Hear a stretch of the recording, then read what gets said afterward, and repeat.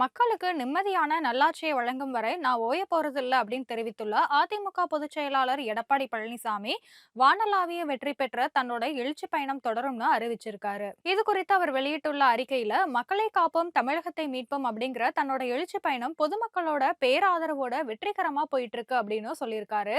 இதற்கு வானளாவிய வெற்றியை தந்து பெரும் ஆதரவை தொடர்ந்து வழங்கி வரும் தமிழக மக்களுக்கு தன்னோட மனமார்ந்த நன்றிகள் அப்படின்னு தெரிவிச்சிருக்காரு.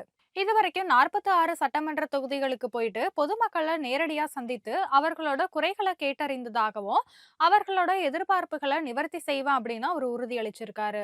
பொய்யான வாக்குறுதியை கொடுத்து ஆட்சிக்கு வந்த திமுக ஆட்சியாளர்களால தாங்கள் அனுபவித்து வரும் துன்பங்களையும் துயரங்களையும் பொதுமக்கள் என்கிட்ட சொன்னாங்கன்னு சொல்லியிருக்காரு. மீண்டும் ஏழைகளோட அரசா அதிமுக அரசு அமைந்தவுடன் அனைத்து தரப்பு மக்களும் தெரிவித்த எல்லா கோரிக்கைகளும் ஏற்கப்பட்டு நிறைவேற்றப்படும்னு எடப்பாடி பழனிசாமி உறுதியளிச்சிருக்காரு.